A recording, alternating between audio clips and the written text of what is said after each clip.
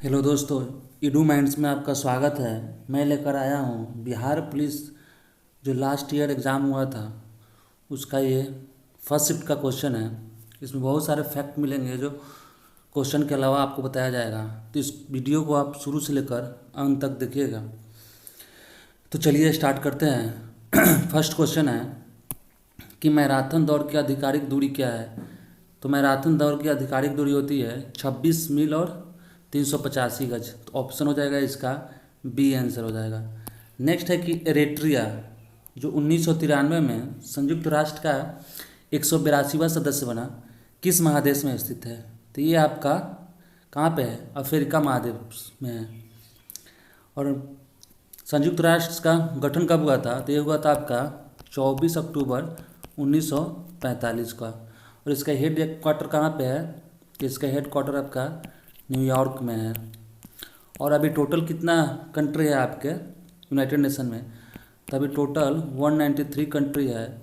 और लास्ट जो था 193वां बना था वो आपका साउथ सूडान यानी दक्षिणी सूडान है। और इसका हेड कौन है, तो एंटोनियो गुटरस है, एंटोनियो गुटरस। चलिए नेक्स्ट क्वेश्चन है कि किस भारतीय वैज्ञानिक को न केवल नोबेल पुरस्कार अपितु भारत रत्न भी प्राप्त करने का सम्मान प्राप्त है। तो ऑप्शन के अनुसार आपका हो जाएगा doctor C V Raman. Doctor C V Raman को 28 फरवरी 1930 को आपका नोबेल प्राइज़ मिला था। और इन्होंने रमन इफेक्ट यानी स्कैटरिंग ऑफ लाइट में इन्होंने हेल्प किया था उसके खोज में। तो इसके लिए उनको नोबेल पुरस्कार मिला था 1930 में। और 28 फरवरी को ही नेशनल साइंस डे मनाया जाता है, नेशनल साइंस डे। और इनको क्या है, भारत रत्न। तो भारत रत्न को 1954 में मिला है, फर्स्ट टाइम 94 से ही स्टार्ट हुआ था मिलना। उसका नेक्स्ट तो ऑप्शन क्या हो जाएगा, सी हो जाएगा। फिर नेक्स्ट क्वेश्चन है कि निम्नलिखित में से किस महाद्वीप को विषमताओं का महाद्वीप कहा जाता है। तो विषमताओं का महाद्वीप आपको एशिया महाद्वीप को बोला जाता है। यूरोप को क्या बोला जाता है, तो यूरोप को प्रायद्वीपीय महाद्वीप, क्योंकि ये तीनों साइड से पानी से घिरा हुआ है वो यूरोप। उसके बाद अफ्रीका को क्या बोला जाता है, डार्क कॉन्टिनेंट, मतलब अंध महादेश होना चाहिए हिंदी। ऑस्ट्रेलिया को क्या बोला जाता है, ऑस्ट्रेलिया को बोला जाता है हंगर लैंड यानी थ्रस्टी लैंड बोला जाता है, प्यासी भूमि का महादेश बोला जाता है, प्यासी भूमि। तो नेक्स्ट क्वेश्चन हो जाएगा निम्न में से भारत किसका सबसे बड़ा निर्यातक है। तो ऑप्शन के अनुसार देखा जाए तो भारत सबसे बड़ा टेक्सटाइल इंडस्ट्री में सॉरी इंडिया का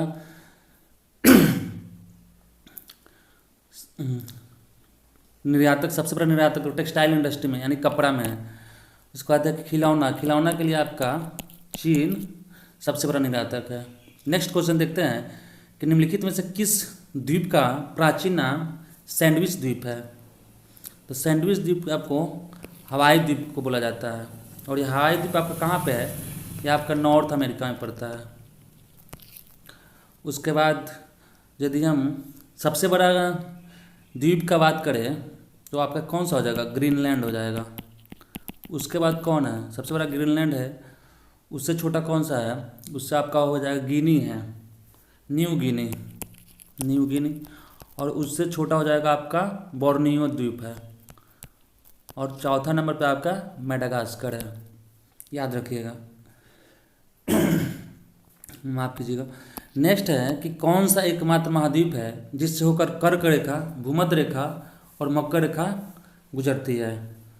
तो इसका आंसर हो जाएगा आपका अफ्रीका ही वो कंट्री है जिससे आपका मकर रेखा, कर्क रेखा और भूमध्य रेखा गुजरती है। आप मुझे कमेंट करके बताइए कि कर्क रेखा और मकर रेखा को कौन सी नदी 2 बार काटती है, कमेंट करके बताइए।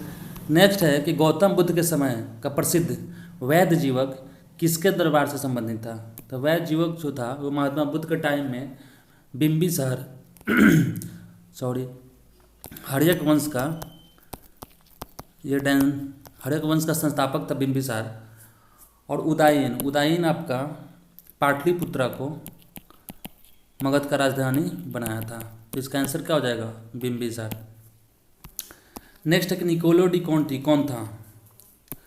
तो निकोलो डी कॉन्टी एक इटली का एक यात्री था जिसने विजयनगर साम्राज्य की यात्रा किया था।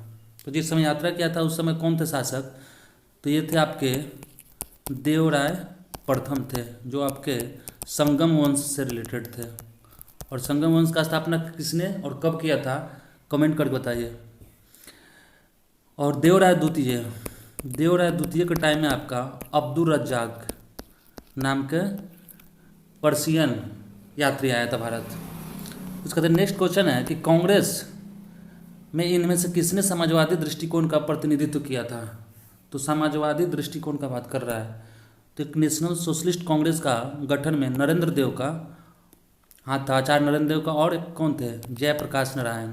कब किया गया था? 1934 में। तो ये आपका ऑप्शन बी हो जाएगा इसका आंसर। उसका बाद नेक्स्ट क्वेश्चन है कि निम्नलिखित को सुमेलित कीजिए। तो उगते हुए सूरज की भूमि किसको बोला जाता है? जापान को बोला जाता है। मध्य रात्रि सूर्य की भूमि नॉर्वे को बोला जाता है। और उसके बाद नेक्स्ट है कि हजार जिलों की भूमि आपका क्या हो जाएगा इसमें? फिनलैंड हो जाएगा। और लास्ट है कि वज्र भूमि भूटान को बोला जाता है। तो ऑप्शन के अनुसार क्या हो जाएगा आंसर मेरा? ऑप्शन के अनुसार आपका हो जाएगा डी होना चाहिए। इसे बताए दिए हैं, चेक कर लीजिए। नेक्स्ट है कि भारत का संविधान भारत को कैसे वर्णित करता है? तो भारत को वर्णित कैसे करता है? तो आर्टिकल फर्स्ट में क्या है? यूनियन ऑफ इंडिया क्या है? इंडिया, दैट इज भारत लिखा हुआ है, that is Bharat article first में है। और इसको राज्यों का संघ बोला जाता है। तो ऑप्शन बी हो जाएगा इसका आंसर। नेक्स्ट है कि सूचना का अधिकार अधिनियम किस वर्ष लागू हुआ था? तो सूचना का अधिकार राइट टू इंफॉर्मेशन आया था आपका 2005 में, लेकिन ये इम्प्लीमेंटेशन का बात कर रहा है। तो 15 जून को ये पास हुआ था, लेकिन जो इम्प्लीमेंटेशन में आया था किस वर्ष लागू किया गया? तो लागू किया गया आपका 15 जून 2005 को। तो ऑप्शन तो यही हो जाएगा। और ये इम्प्लीमेंटेशन में आया था आपका अक्टूबर में आया था, 12 अक्टूबर 2005 को। उसके बाद नेक्स्ट है कि आम चुनाव के बाद प्रोटेम स्पीकर, तो प्रोटेम स्पीकर की नियुक्ति कौन करता है? तो ये करता है भारत के राष्ट्रपति द्वारा ये नियुक्त किए जाते हैं। और ये इस बार के एसआई मेंस का भी क्वेश्चन है। उसके बाद नेक्स्ट क्वेश्चन है कि भारत के संविधान का विचार किसने दिया था? तो भारत के संविधान का विचार आपका एम.एन. रॉय ने दिया था। ये 1930 के बाद की बात है, उस समय ये दिया गया था। और बी.आर. अम्बेडकर कौन थे? तो ये ड्राफ्टिंग कमेटी के हेड थे, ड्राफ्टिंग कमेटी यानी प्रारूप समिति के हेड थे। उसका नेक्स्ट क्वेश्चन है कि भारत के संविधान के किस भाग में मूल कर्तव्यों को सन्निहित किया गया है? तो मूल कर्तव्य यानी फंडामेंटल ड्यूटीज को पार्ट 4 के ए में किया गया है। और ये संविधान में नहीं था, बाद में जोड़ा गया था इसको 42वीं संविधान संशोधन के द्वारा। और उस समय कितना जोड़ा गया था मूल कर्तव्य? उस समय तो 10 जोड़ा गया था, लेकिन अभी टोटल कितना है? 11 है। और 11वां कब हुआ था? तो ये 86वें कॉन्स्टिट्यूशनल अमेंडमेंट एक्ट 2002 में जोड़ा गया था। और ये स्वर्ण सिंह समिति के सिफारिश पर इसको लाया गया था। उसके बाद नेक्स्ट क्वेश्चन है कि संविधान किस अनुच्छेद के तहत उच्च न्यायालय को सभी अधीनस्थ न्यायालयों पर अधीक्षण की शक्ति देता है? तो ये आपका हाई कोर्ट आर्टिकल 214 में आता है। और इसका अधीनस्थ न्यायालय की बात कर रहा है तो ये हो जाएगा आर्टिकल 227, इसका आंसर हो जाएगा। 226 में क्या है? वो रिट जारी करने का अधिकार मिलता है। और अनुच्छेद 228 में क्या है? ट्रांसफ़र ऑफ केसेज का बात है। और 229 में क्या है कि उच्च न्यायालय का जो खर्चा है, एडमिनिस्ट्रेटिव खर्चा और वेतन भत्ता, उससे ही इसमें आपका रिलेटेड है। तो आंसर क्या हो जाएगा? बी हो जाएगा।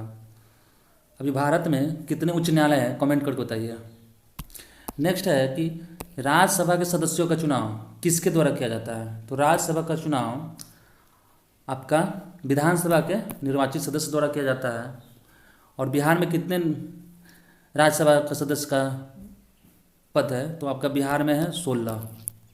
और राज्यसभा किसके अंतर्गत आता है? तो ये आता है आपका आर्टिकल 80 के अंतर्गत आता है। और एक मैं और बात बता दूं कि राज्यसभा में मनोनयन किया जाता है राष्ट्रपति के द्वारा आपका 12 संसद को। और ये जो प्रक्रिया लिया गया है मनोनयन का, ये कहाँ से लिया गया है? ये लिया गया है आपको आयरलैंड के संविधान से लिया गया है। लेकिन आपका राज्यसभा सदस्यों का चुनाव का जो लिया गया है वो लिया गया है आपका कहाँ से? साउथ अफ्रीका से, दक्षिण अफ्रीका से लिया गया है। याद रखिएगा, ये सारे इंपॉर्टेंट क्वेश्चन हैं।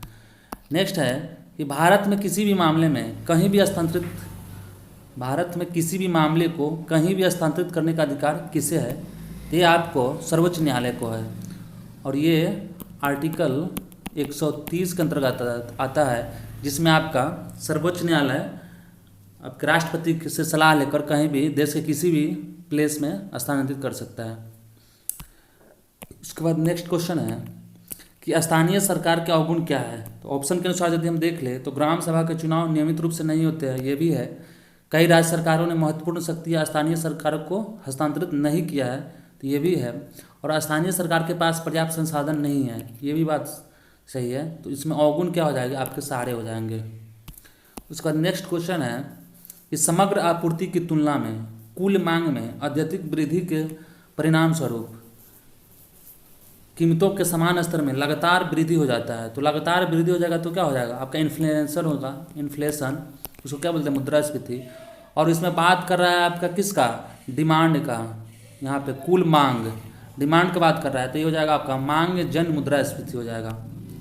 नेक्स्ट क्वेश्चन है कि निम्नलिखित में से कौन भुगतान संतुलन के चालू खाते का हिस्सा नहीं है? तो चालू खाते का हिस्सा, देखिए भुगतान संतुलन क्या होता है?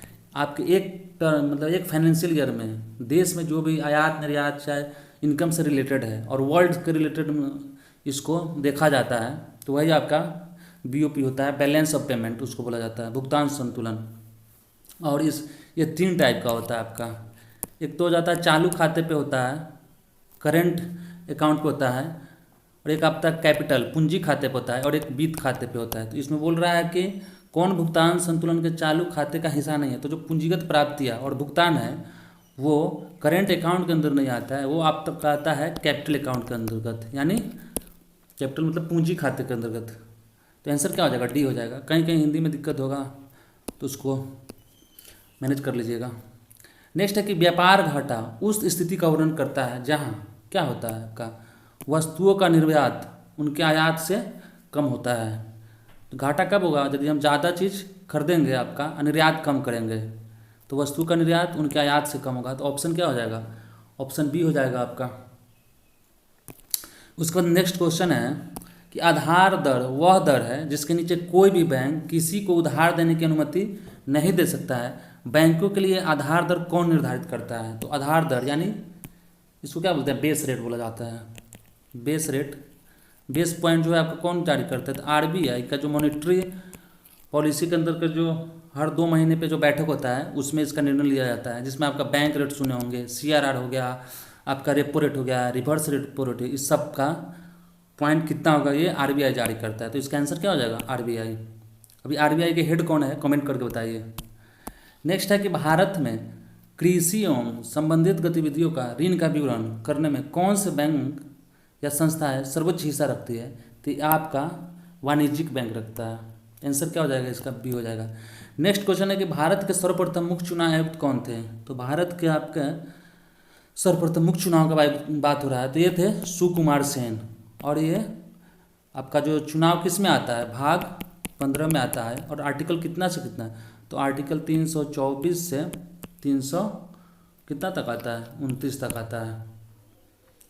अभी कौन मुख्य चुनाव आयुक्त है?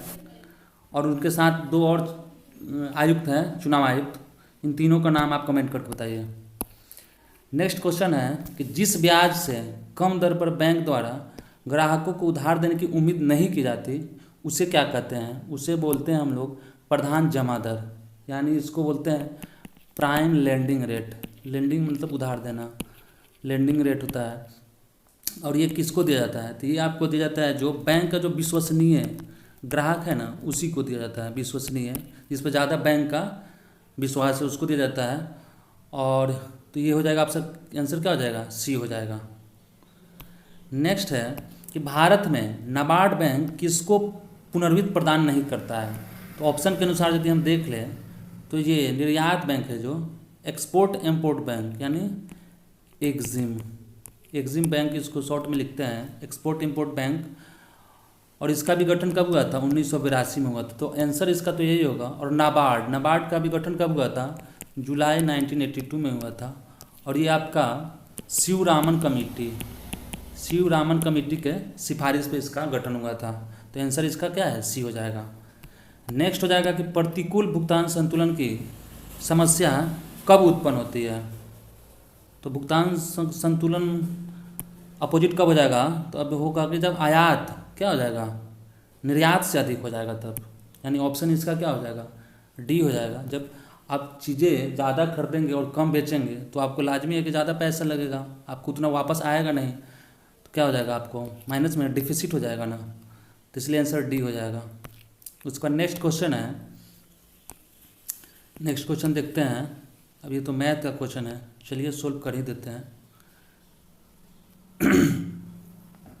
तो है कि सेना का एक जनरल 36,562 सैनिकों से एक संपूर्ण वर्ग बनाना चाहता है और व्यवस्था के बाद कुछ सिपाही बचे थे, तो कितने सैनिक बचे थे? तो मानिए हम यदि ऑप्शन से ही देखें तो 36562 है, 36562 है। यदि ऑप्शन से ही घटा के देखते हैं, यदि 82 घटाते हैं इसमें तो कितना हो जाएगा? 36481 हो जाएगा। और तो ये आपका क्या होना चाहिए? संपूर्ण वर्ग का बात होना चाहिए। यदि इतना ये यदि आपका स्क्वायर रूट हो जाता है, इसका निकल जाता है, तो आंसर आपका क्या हो जाएगा? सी हो जाएगा। तो चेक करते हैं 81 क्या है, तो इसका यूनिट डिजिट देख लेंगे। तो लास्ट में 1 या 9 का क्या होता है? 1 आता है लास्ट में। 81 या 1 का भी 1 ही आएगा लास्ट में यूनिट डिजिट। उसके बाद है 364। तो 364 किस स्क्वायर के बीच में लाइक करता है? तो एक होता है 361, आपका 19 का स्क्वायर हो जाएगा। और 400 जो होगा आपका 20 का स्क्वायर हो जाएगा। लेकिन 361 जो है ना आपका 364 के करीब है, इसलिए हम लोग 19 को लेंगे, 19 को लेंगे। और करीब है तो हम 199 में कौन सा लेंगे? जो करीब वाला रहेगा उसी यूनिट डिजिट को लेंगे, तो 1 को लेंगे। तो 19 और 1, तो 191 का स्क्वायर यदि आप देखिएगा तो 36481 आएगा। तो आंसर आपका क्या हो गया? सी हो गया। इसको दूसरे मेथड से भी बना सकते हैं, HCF निकाल के, वहाँ जो शेष आएगा वही आंसर हो जाएगा। तो बहुत सारी विधि हैं। चलिए नेक्स्ट क्वेश्चन है कि यदि अनुक्रम a minus B, a-2b, a-3b dot dot dot 10वां पद 20 है तो 20वां पद 10 है, तो श्रृंखला का x पद क्या होगा? ये AP से रिलेटेड है। तो AP का कॉमन डिफरेंस यदि हम निकालना चाहें तो क्या हो जाएगा? क्या हो जाएगा? लास्ट सेकंड मतलब लास्ट माइनस फर्स्ट हो जाएगा। तो यदि दो टर्म का हम निकालें, सॉरी ये कंजिक्यूटिव टर्म का अंतर होता है, सॉरी। तो a माइनस बी है, a माइनस बी में से हम यदि a घटा देंगे, सॉरी, तो a से कट जाएगा, कितना हो जाएगा? माइनस बी हो जाएगा। अब उसके बाद क्या बोल रहा है कि आपका 10वां पद 20 दिया है, तो 10वां पद को क्या आप एक टर्म होगा Tn इक्वल टू क्या होता है? a plus n minus 1d। इसी पे पुट कर दीजिए।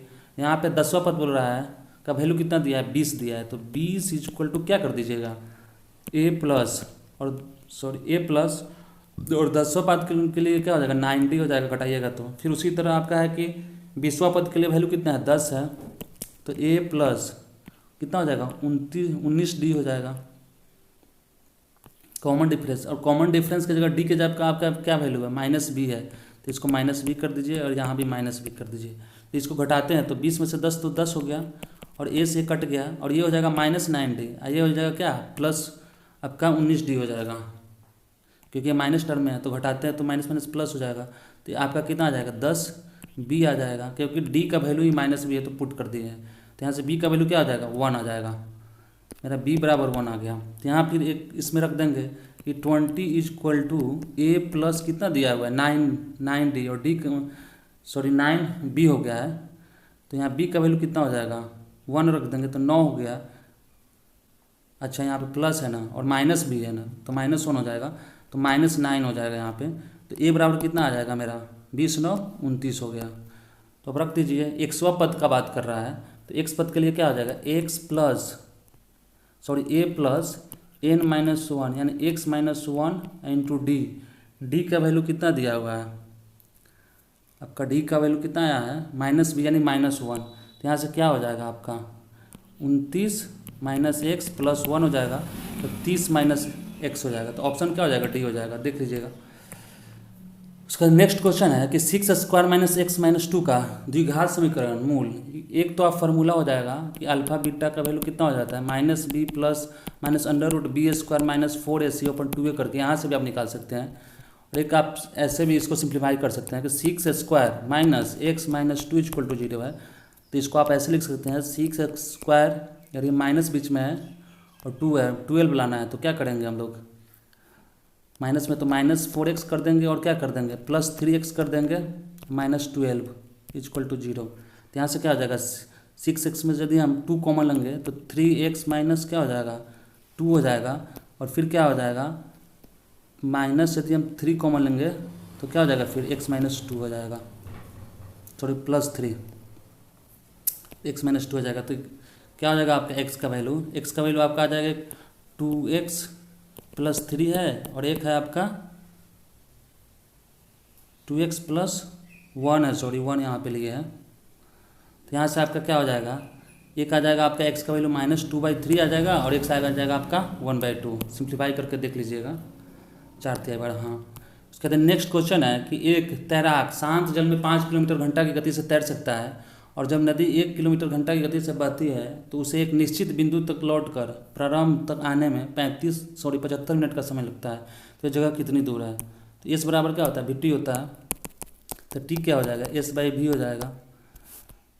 तो हम इसको कैसे निकाल सकते हैं, एक तो शांत जल में तैराक का, यानी तैराक को नाव जैसे समझ लीजिए, नाव की हो गया और नदी का। तो यदि हम सेम डिस्टेंस में नदी की दिशा में जाएंगे तो स्पीड क्या हो जाएगा मेरा बढ़ जाएगा और अपोजिट में आएंगे तो क्या हो जाएगा घट जाएगा। तो यहाँ से हम यदि पुट कर दे टाइम क्या होता है मेरा डिस्टेंस ओपन टाइम होता है ना, सॉरी डिस्टेंस ओपन स्पीड। तो डिस्टेंस मेरा दिया है कितना, टोटल डिस्टेंस आपका हो जाएगा 75 दिए हुए हैं, सॉरी टाइम दिया हुआ है।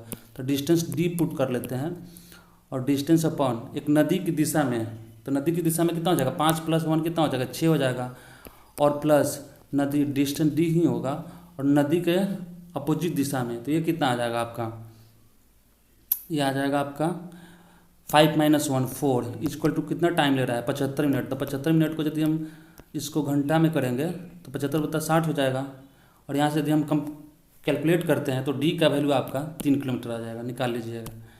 नेक्स्ट है कि एक कार क्रमशः 10 किलोमीटर घंटा 20, 30 और 60 की गति से 7 किलोमीटर जो की 4 क्रमिक दूरियां तय करती है, डिस्टेंस सब 7-7 किलोमीटर करता है।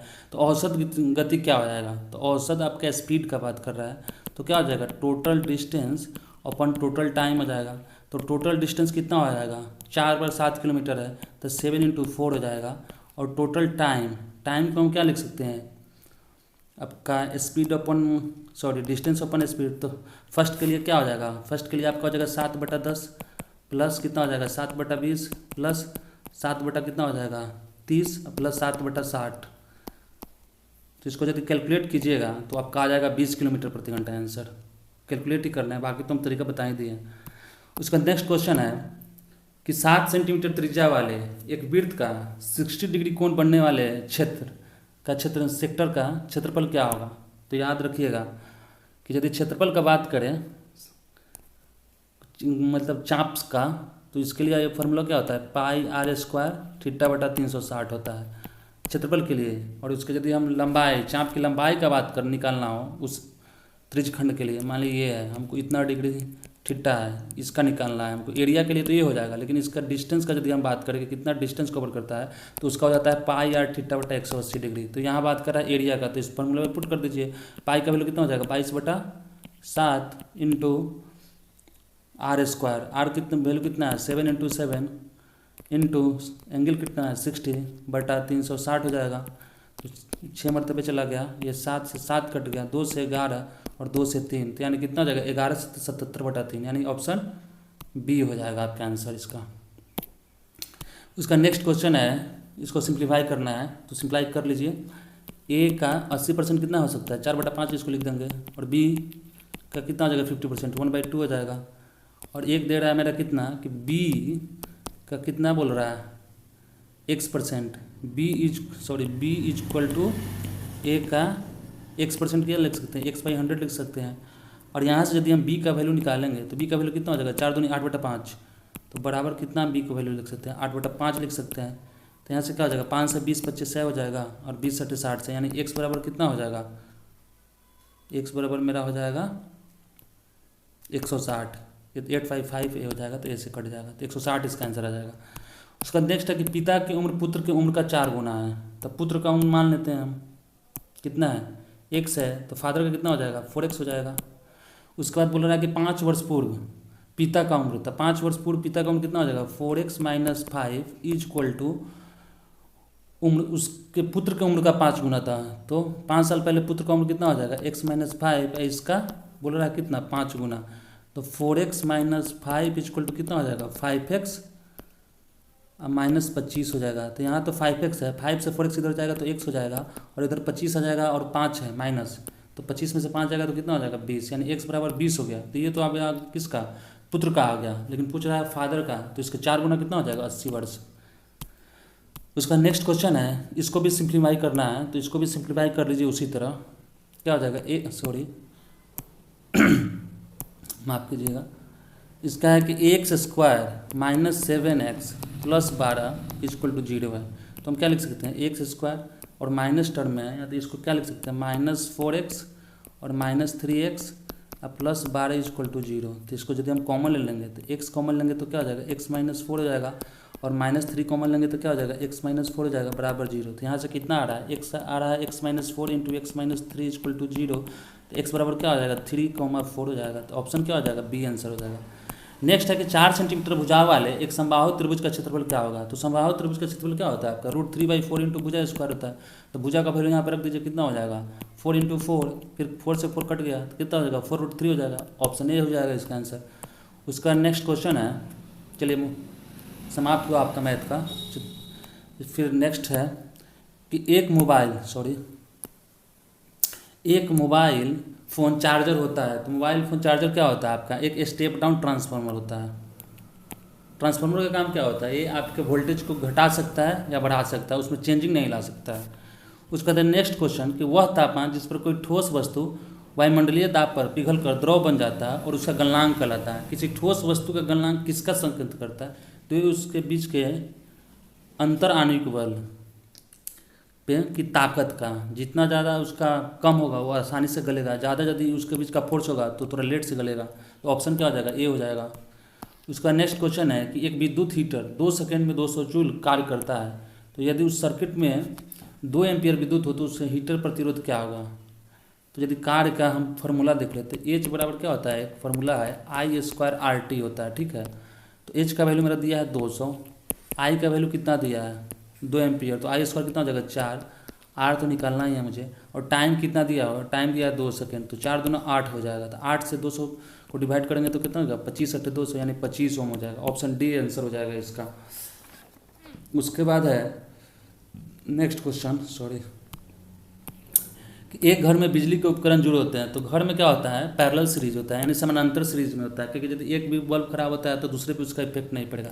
और यदि हम सीरीज में रखेंगे तो यहीं से यदि यहाँ सब जगह लगा हुआ है, यदि यहाँ पे गड़बड़ हो गया तो इसके आगे पावर सप्लाई नहीं होगा, तो इधर लाइट जाएगा ही नहीं, इसलिए आपका क्या है, श्रृंखला में नहीं रखते हैं, समानांतर श्रेणी में होता है। उसका नेक्स्ट क्वेश्चन है कि एक वस्तु 10 सेंटीमीटर त्रिज्या के वृत्ताकार पथ पर गति करता है। यदि वृत्ताकार पथ पर 2 चक्कर लगाता है तो उस वस्तु का विस्थापन क्या होता है। तो बस विस्थापन क्या होता है, मतलब फाइनल और इनिशियल। सपोज ये ए और बी है, तो हम ए और बी ऐसे भी जाते हैं, ए और बी ऐसे भी जाते हैं। तो जो मेरा मिनिमम डिस्टेंस आपका फाइनल से इनिशियल के बीच में जो डिस्टेंस कवर होता है उसी को हम लोग क्या होता है, विस्थापन बोलते हैं। तो ए से बी ऐसे जाएंगे तो ज़्यादा डिस्टेंस लगेगा, ऐसे लगेगा। लेकिन यदि हम ऐसे स्ट्रेट लाइन जाते हैं तो आपका डिस्टेंस सबसे कम लगेगा।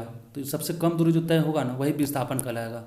तो बोल रहा है कि सर्किल है, तो सर्किल में यदि हम इनिशियल स्टेज पे यहीं हैं और एक बार आते हैं यहाँ पे, तो यहाँ पे पहुँचेंगे तो सेम जो बीच का जो डिस्टेंस हो जाएगा मेरा कितना हो जाएगा, 0 हो जाएगा। जिस चीज़ पे चले वहीं पे आकर रुक गए, तुम डिस्टेंस कितना में, डिस्टेंस का बात नहीं है यहाँ पे, आपका विस्थापन का बात हो रहा है। तो दूरी नहीं, वो मिनिमम उनके बीच का अंतर बोल रहा है डिस्टेंस, तो यहाँ पे है तो 0 ही हो जाएगा। 2 बार भी, एक सर्किल में 2πr बोला है 2 बार, तो 2 बार भी घूमेंगे यदि हम यहाँ से तो घूम के फिर यहीं आएंगे, तो मेरा जो डिस्टेंस होगा ना तो वही 0 हो जाएगा, मिनिमम डिस्टेंस, इसलिए डिस्प्लेसमेंट आपका 0 हो जाएगा। उसके बाद नेक्स्ट क्वेश्चन है कि एक वस्तु 16 मीटर की ऊंचाई से मुक्त रूप से धरती की ओर गिरता है तो धरती से टकराने में लगने वाला समय है। तो एक फार्मूला होता है आपका एस बराबर U T plus half A T square होता है, ठीक है। तो एस आपका दिया है 16 मीटर, यू इनिशियल मतलब ऊपर से गिर रहा है, मुक्त रूप से फ्री फॉल हो रहा है, तो उस समय आपका यू का वैल्यू क्या होगा, 0 होगा। तो इस टर्म को क्या कर देगा, 0 कर देगा, प्लस हाफ ए का वैल्यू यदि नीचे की तरफ आ रहा है ना आपका ग्राउंड की तरफ तो पॉजिटिव होता है जी का वैल्यू, याद रखिएगा। तो ये कितना हो जाएगा, 9.8 हो जाएगा और इंटू टी स्क्वायर, तो टाइम तो निकालना ही है। और इसको यदि आप कैलकुलेट कीजिएगा तो आपका वैल्यू आ जाएगा, कितना आ जाएगा, 1.8 आ जाएगा। उसका नेक्स्ट क्वेश्चन है कि निम्नलिखित में से किसकी स्थापना गोपाल कृष्ण गोखले ने की थी। तो गोपाल कृष्ण गोखले भारतीय समाज सेवक संघ का स्थापना 1905 में किया था, सर्वेंट सोसाइटी ऑफ इंडिया। और पूना सार्वजनिक सभा की स्थापना कब हुआ था, 1870 में हुआ था। किसने किया था, तो एम जी रानाडे ने किया था, एम जी रानाडे। नेक्स्ट है कि बॉम्बे प्रेसिडेंसी एसोसिएशन, तो इसका स्थापना आपका 1885 में हुआ था और किसने किया था, तो इसमें 3 व्यक्ति मिलकर किए थे। एक था आपका फिरोज शाह मेहता, एक था बदरुद्दीन तैयबजी थे और एक आप था केटी तेलांग का नाम, केटी तेलांग। और जमींदारों का समाज, तो सबसे पहले यही हुआ था 1938 में हुआ था, सॉरी 1938 नहीं 1838 में। और इसका स्थापना किसने किया था, देवेंद्रनाथ टैगोर ने, देवेंद्रनाथ टैगोर। तो याद रखिएगा सारे क्वेश्चन को, कहीं ना कहीं आपको किसी भी एग्जाम में मिल जाएगा। उसके बाद नेक्स्ट क्वेश्चन है कि अखिल भारतीय दलित वर्ग संघ की स्थापना किसने की थी। तो इसकी स्थापना B.R. अम्बेडकर ने किया था। नारायण गुरु ने किसकी स्थापना की थी, तो एक था आपका मंदिर मूवमेंट हुआ था, मंदिर में एंट्री के लिए एक मूवमेंट हुआ था केरल में, उसका हेड इन्होंने किया था। लाला लाजपत राय है और ज्योतिबा फुले, तो ज्योतिबा फुले ने आपका क्या है, सत्य शोधक समाज का स्थापना किया था। कब किया था, तो ये किया था आपका 1873 में, याद रखिएगा। उसका नेक्स्ट क्वेश्चन है कि सत्यमेव जयते उक्ति कहाँ से ली गई है। तो सत्यमेव जयते आपको मुंडक उपनिषद से लिया गया है और ये किस वेद के अंतर्गत आता है, तो ये आता है आपका अथर्ववेद का उपनिषद है, अथर्ववेद का उपनिषद है। शतपथ ब्राह्मण किस वेद के अंतर्गत आता है, कमेंट करके बताइए। नेक्स्ट क्वेश्चन है कि निम्नलिखित में से कौन सा नारा सुभाष चंद्र बोस द्वारा दिया गया है। तो सुभाष चंद्र बोस ने जय हिंद का नारा दिया था और जय जवान जय किसान किसने दिया था, तो ये दिया था आपका शास्त्री जी ने दिया था, लाल बहादुर शास्त्री। वंदे मातरम ये तो बंकिम चंद्र चटर्जी का लिखा हुआ है। और इनकलाब जिंदाबाद के नारा को भगत सिंह ने दिया था, लिखा कोई और था, पता है तो कमेंट करके बताइए।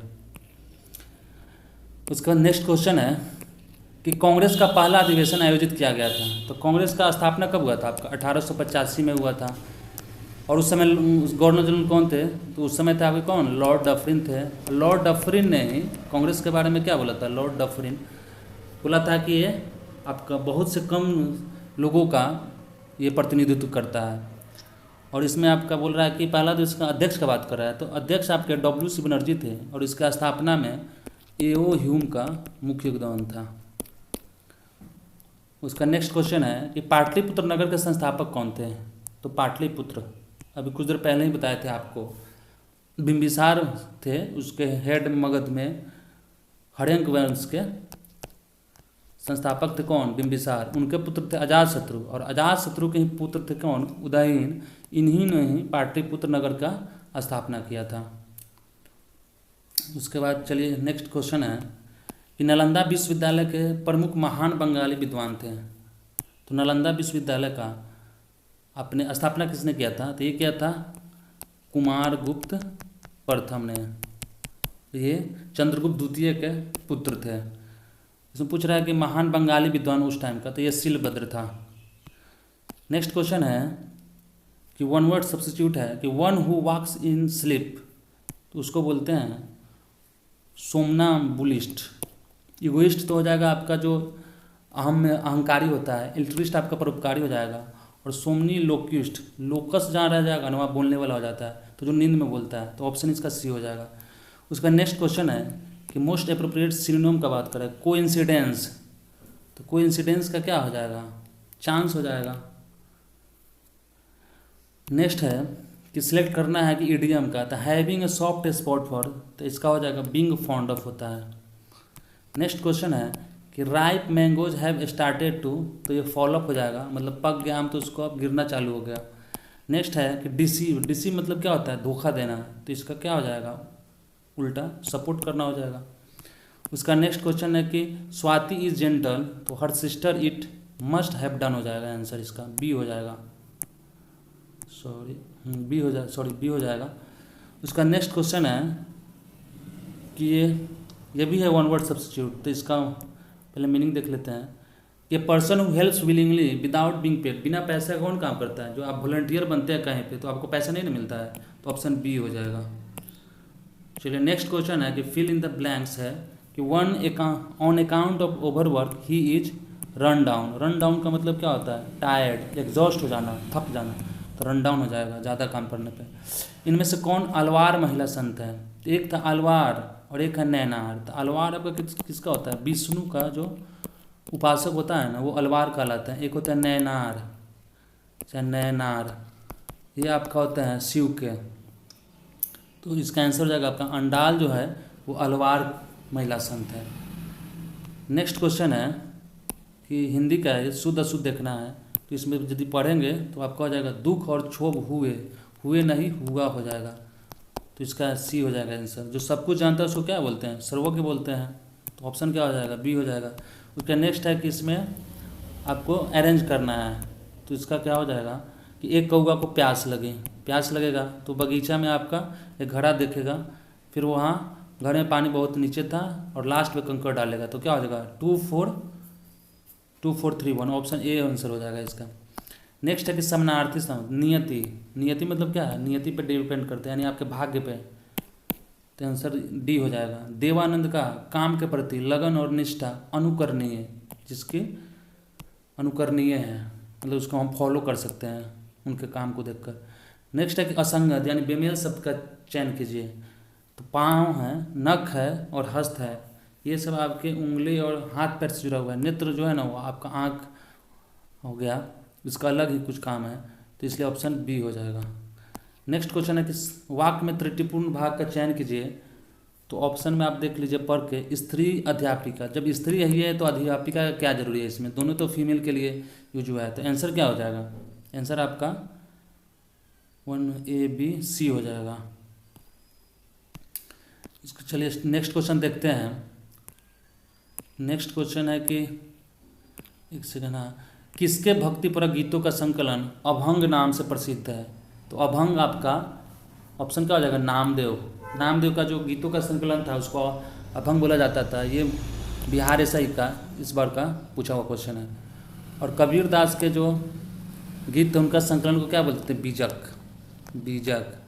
और एक जातक कथा नाम है, जातक कथा किस धर्म से रिलेटेड है, बौद्ध या जैन धर्म, कमेंट करके बताइए। नेक्स्ट है कि प्रश्वसित वायु यानी इंस्पायर्ड एयर में ऑक्सीजन की मात्रा होती है, तो जब हम इनहेल करते हैं एयर तो ऐसे वायुमंडल में कितना परसेंट है, 79 है, 78 है आपका नाइट्रोजन, फिर 21 है, फिर 1% में टोटल है। तो जब हम इनहेल करते हैं ना तो ऑक्सीजन मेरा कितना रहता है, 21% हो जाएगा, तो ऑप्शन के अनुसार, तो इस क्वेश्चन के अनुसार आंसर भी हो जाएगा। लेकिन जब इनहेल के बाद जब आउटहेल करते हैं तो मेरा क्या हो जाएगा, वो घट जाता है ऑक्सीजन की मात्रा, और वो हो जाता है आपका 16.4% के आसपास। और तो नाइट्रोजन पे कोई इफेक्ट नहीं पड़ता है। नाइट्रोजन यदि आपका 78% गया है तो वापस भी जब वायु छोड़िएगा, सांस छोड़िएगा तो उतना ही वापस आएगा। लेकिन आपका कार्बन डाइऑक्साइड का बात कर दे तो क्या होता है, 0.03% होता है कार्बन वायुमंडल में। इनहेल जब करते हैं तो इतना जाता है कार्बन, लेकिन जब आउटहेल होता है, बाहर की तरफ जब हम सांस छोड़ते हैं तो उसमें लगभग 4% आपका CO2 रहता है उसमें। याद रखिएगा, किसी भी एग्जाम में आपको ये हेल्प करेगा। नेक्स्ट क्वेश्चन है कि मनुष्य का निकटतम रिश्तेदार कौन है, तो ये हो जाएगा आपका कौन, एप था यानी लंगूर, बानर हो जाएगा। नेक्स्ट क्वेश्चन है कि निम्नलिखित में से किसमें प्रतिरक्षी गठन होता है, तो ब्लड प्लेटलेट्स में ना आपका होता है प्रतिरक्षी गठन। नेक्स्ट है कि निम्न में से कौन मच्छर जनित रोग नहीं है, तो डेंगू भी मच्छर से होता है, आपका मलेरिया भी, फाइलेरिया भी, लेकिन नींद की बीमारी है ये आपका होता है सीसी सैंड फ्लाई, मॉस्कीटो से होता है, सॉरी मॉस्कीटो नहीं, सैंड फ्लाई मक्खी होता है, उससे होता है। तो ये ऑप्शन सी हो जाएगा। उसके बाद है कि पसीने की ग्रंथियाँ डैश की त्वचा में सर्वाधिक संख्या में होती है। तो ये आपका सबसे ज़्यादा आपके हाथ की हथेली में ही पसीना होता है, तो आंसर डी हो जाएगा। नेक्स्ट है कि निम्नलिखित में से कौन कोशिका की तीक्ष्णता को बनाए रखता है। तो कोशिका की तीक्ष्णता को आपको वैक्यूल्स बनाए रखता है। और मैं बता दूं वैक्यूल से रिलेटेड, ये जो आपका एनिमल में यानी जंतु कोशिका में वैक्यूल्स की संख्या बहुत कम होती है, लेकिन इसका साइज बड़ा बड़ा होता है। और यदि आप प्लांट सेल का बात करें वैक्यूल्स का, तो प्लांट सेल में वैक्यूल की संख्या ज़्यादा होता है, लेकिन उनका जो साइज होगा ना वो छोटा छोटा होता है। तो ऑप्शन सी हो जाएगा। और ये भी जो पॉइंट है इसको याद रखिएगा। नेक्स्ट है कि जिस ऊतक की कोशिका है पतली भित्ति वाली जीवित कमोबेश आइसोडायमेट्रिक होती है, जिसमें अंतः कोशिकीय स्थान होती है, उसे क्या कहा जाता है। तो पैरेन काइमा है, क्लोरेन काइमा है, एस्केलेन काइमा है। तो क्वेश्चन के अनुसार तो इसका आंसर क्या हो जाएगा आपका, पैरेन काइमा हो जाएगा। उसका नेक्स्ट क्वेश्चन है, सॉरी पैरेन काइमा हो जाएगा। क्वेश्चन नहीं, इसमें और बता दिया आपको कि पैरेन काइमा जो है और क्लोरेन काइमा और एस्केलेन काइमा ये आपका परमानेंट टिश्यू का पार्ट है, परमानेंट। और परमानेंट टिश्यू में भी ये सिंपल है। और कम्प्लेक्स में आपका आता है जाइलम और फ्लोएम आता है। तो जाइलम क्या करता है, आपको मिनरल्स और वाटर को सप्लाई करता है, और फ्लोएम क्या करता है, फूड को सप्लाई। तो फ्लोएम में क्या होता है, दो डायरेक्शन में, अप और डाउन दोनों डायरेक्शन में आपका फूड का फ्लो, क्योंकि नीचे भी लाना पड़ता है ना भोजन और ऊपर भी। लेकिन जो मिनरल्स जो है जाएगा आपका क्या, नीचे से ही जाएगा, ग्राउंड से है, तो इसलिए इसमें वन डायरेक्शन फ्लो होता है। नेक्स्ट क्वेश्चन है कि निम्नलिखित में से सही कथन का चयन कीजिए। तो ऑप्शन के अनुसार है कि सभी कोशिका में एक कोशिका भित्ति होती है, सभी कोशिकाओं में। तो सभी कोशिकाओं में नहीं होता है आपका, ये प्लांट सेल में केवल कोई सेल वाल होता है। सेल वाल आपके यानी कोशिका भित्ति आपका किस में, जंतु में नहीं होता है, जंतु कोशिका में नहीं होता है।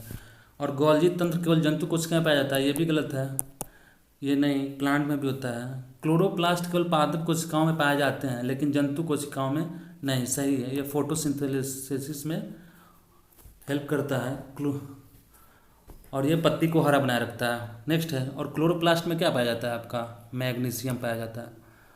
क्लोरोप्लास्ट की कोशिका को पावर हाउस कहा जाता है, नहीं माइटोकॉन्ड्रिया को पावर हाउस बोला जाता है। तो ये भी गलत है। तो ऑप्शन क्या हो जाएगा, सी हो जाएगा।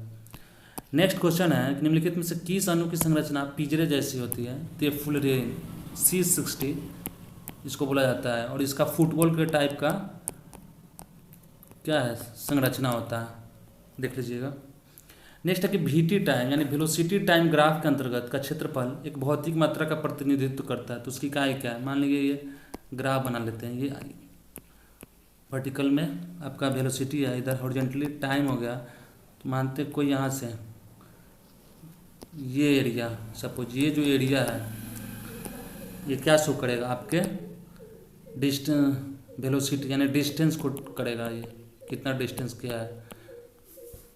तो इसमें आपका क्या हो जाएगा, मीटर हो जाएगा आपका, इसका भौतिक मात्रा। यदि ये एरिया से आपको क्या निकलेगा, डिस्टेंस निकलेगा।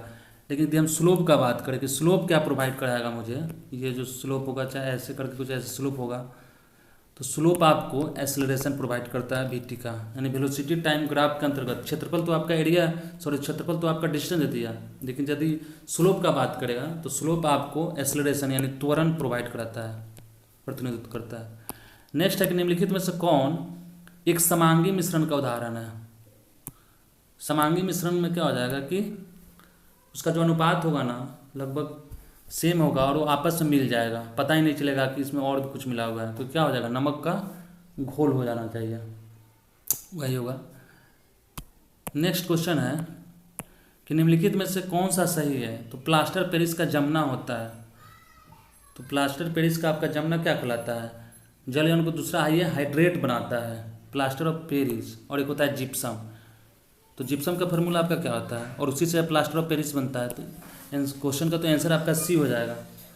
लेकिन प्लास्टर ऑफ पेरिस का फार्मूला होता है CaSO4.12H2O होता है। और यदि हम इसका जिप्सम का बात करें तो जिप्सम का होता है CaSO4.2H2O होते हैं। और जिप्सम को हिट करके ही प्लास्टर ऑफ पेरिस बनाते हैं। उसका नेक्स्ट क्वेश्चन है कि निम्नलिखित में से किसका उपयोग परमाणु रिएक्टरों में मंदक के रूप में होता है। तो मंदक के रूप में किसका होता है, पैराफिन है, ग्रेफाइट है, भारी पानी यानी D2O। इसमें सबका होता है।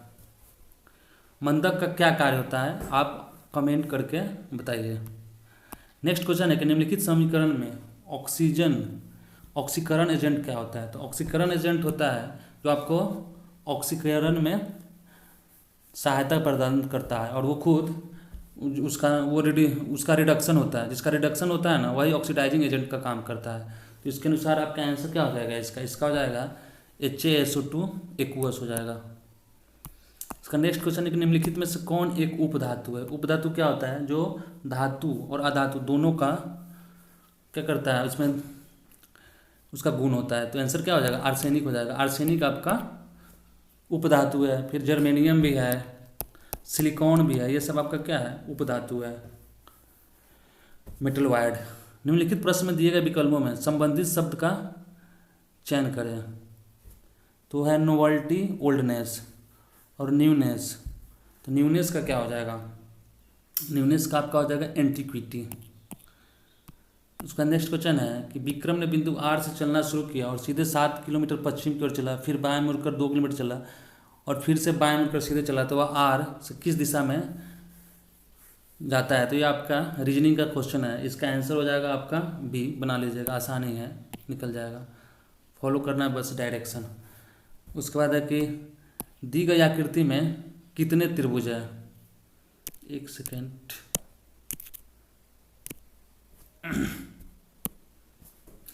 तो दी गई आकृति में कितने त्रिभुज है। तो यदि हम त्रिभुज का संख्या निकालना चाहेंगे तो निकल जाएगा ना।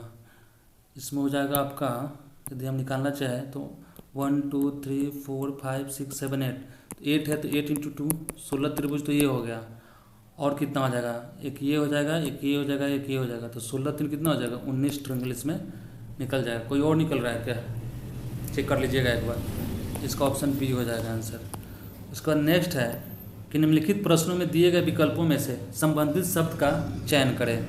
तो इसमें पार्लियामेंट और ग्रेट ब्रिटेन। तो ग्रेट ब्रिटेन का जो संसद का नाम क्या है, पार्लियामेंट है। तो कांग्रेस किसका है, तो कांग्रेस आपका USA का संसद का नाम है। उसके बाद है कि राष्ट्रीय महिला आयोग की स्थापना कब हुई थी। तो राष्ट्रीय महिला आयोग की स्थापना 1992 में हुई थी। और कमेंट करके बताइए कि आपका जो अभी करंट का राष्ट्रीय महिला आयोग के पद पे कौन स्थापित है। पहले रेखा शर्मा थी, अभी है या नहीं, आप कमेंट करके बताइए, वो है या चेंज हो गई, कौन है।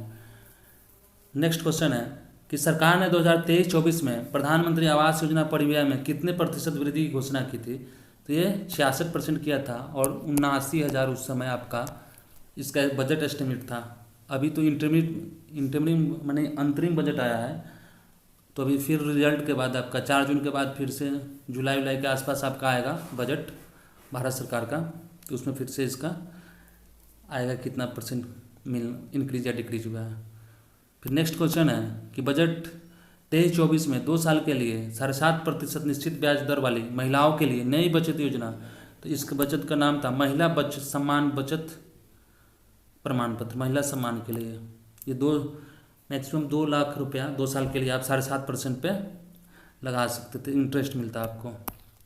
नेक्स्ट है कि आर्टिफिशियल इंटेलिजेंस द्वारा संचालित विश्व के सर्वप्रथम रेडियो प्लेटफॉर्म का नाम क्या है। तो उसका नाम था रेडियो GPT। खेलों में उत्कृष्टता के लिए कौन सा पुरस्कार दिया जाता है। तो खेलों में उत्कृष्टता के लिए आपको ऑप्शन के अनुसार अर्जुन पुरस्कार दिया जाता है। और अर्जुन पुरस्कार का गठन कब हुआ था, 1961 में हुआ था। उसका नेक्स्ट क्वेश्चन है कि किस ओलंपिक खेल में मशाल रिले प्रक्रिया की शुरुआत हुई। तो कहाँ पे हुआ था आपका, हुआ था 1896 के एथेंस में हुआ था। उसका नेक्स्ट क्वेश्चन है कि LIC ने नए ग्राहकों, एजेंटों एवं मध्यस्थों के लिए किस ऐप को लॉन्च किया है। तो ये किया है LIC ने आनंद। और LIC का गठन कब हुआ था, 1956 में हुआ था। और अभी इसके कौन चेयरपर्सन है LIC के, तो ये है सिद्धार्थ मोहंती, याद रखिएगा। उसका नेक्स्ट क्वेश्चन है कि रावत भाटा परमाणु संयंत्र निम्नलिखित में से किस राज्य में स्थित है। रावत भाटा आपका कोटा राजस्थान में है। तो आंसर आपका ए हो जाएगा। गुजरात में क्या है, काकरापार है, काकरापार। मध्य प्रदेश में नहीं है। तमिलनाडु में क्या है, कुंडाकुलम। तारापुर कहाँ है आपका, तारापुर आपका महाराष्ट्र में है। कैगा क्या है? कैगा आपका कर्नाटक में, याद रखिएगा, कर्नाटक में। और यूपी में कौन सा है, कमेंट करके बताइए मुझे। नेक्स्ट क्वेश्चन है कि रेड फ्लैग भारत एवं निम्नलिखित में से किस देश के बीच एक संयुक्त अभ्यास का नाम है? तो ये आपका संयुक्त राष्ट्र अमेरिका, भारत और यूएसए के बीच का है। नेक्स्ट क्वेश्चन है कि किस भारतीय महिला मुक्केबाजी ने महिला विश्व बॉक्सिंग चैंपियनशिप 2023 में स्वर्ण पदक जीता है? तो बात की जाए विश्व बॉक्सिंग चैंपियनशिप 2023 महिला, ये 2023 में आपका न्यू दिल्ली में हुआ था और ये गोल्ड मेडल महिला की बात कर रहा है। तो ऑप्शन के अनुसार इसमें उस समय जो गोल्ड मेडल था निखत जरीन को मिला था, नीतू घनघास को मिला था, स्वीटी बोरा, एक स्वीटी बोरा नाम की है प्लेयर, उनको भी मिला था, और आपका लॉलिना बोगैन जो नॉर्थ ईस्ट की है, इन सबको मिला था बॉक्सिंग चैंपियनशिप में स्वर्ण पदक। और निखत जरीन से एक था कि इनको सक्सेसिव ईयर, मतलब लगातार 2 बार इनको महिला विश्व चैंपियनशिप का खिताब जीती थी पिछले साल, उसके पिछले साल भी जीती थी और इस साल भी। तो ऑप्शन से दिया जाए तो इसमें निखत जरीन भी और नीतू घनघास, तो इसका आंसर आपका नहीं होगा, इसमें कोई नहीं होगा। ऑप्शन इसका बी और सी दोनों हो जाएगा, B and C. Last question है कि बैक्टीरिया की खोज सबसे पहले किसने की थी? तो बैक्टीरिया की खोज सबसे पहले एवी लीवेनहॉक ने की थी। रॉबर्ट कोच किसने क्या चीज़ का खोज किया था? ये किया था आपका टीबी के वैक्सीन का खोज किया था। रॉबर्ट हुक कौन है? तो ये सेल का खोज इन्होंने किया था। लुई पास्चर रैबिज जो बीमारी है उसके दवा का खोज लुई पास्चर ने किया था। तो ये रहे 100 क्वेश्चन और इसमें बहुत सारे एक्स्ट्रा फैक्ट आपको मिला होगा। तो इस वीडियो को आप अधिक से अधिक शेयर कीजिए और जो भी बिहार पुलिस का तैयारी कर रहा है, चाहे किसी भी एग्ज़ाम के लिए, ये सारे क्वेश्चन आपको हेल्पफुल होगा, बिहार से कोई भी एग्ज़ाम हो। और इसको अधिक से अधिक आप शेयर कीजिए, सब्सक्राइब कीजिए। और हाँ, जो क्वेश्चन पूछा गया है उसको आप कमेंट सेक्शन में ज़रूर बताइए, क्योंकि क्वेश्चन आप उसको बनाइएगा, नहीं भी याद है तो यदि आपको उसको सर्च कीजिएगा तो वो क्वेश्चन हमेशा के लिए आपको याद रह जाएगा। तो जब हम इतना मेहनत कर रहे हैं तो थोड़ा सा तो आप प्रयास कर ही सकते हैं कमेंट करने के लिए। तो चलिए मिलते हैं नेक्स्ट वीडियो में, तब तक के लिए धन्यवाद।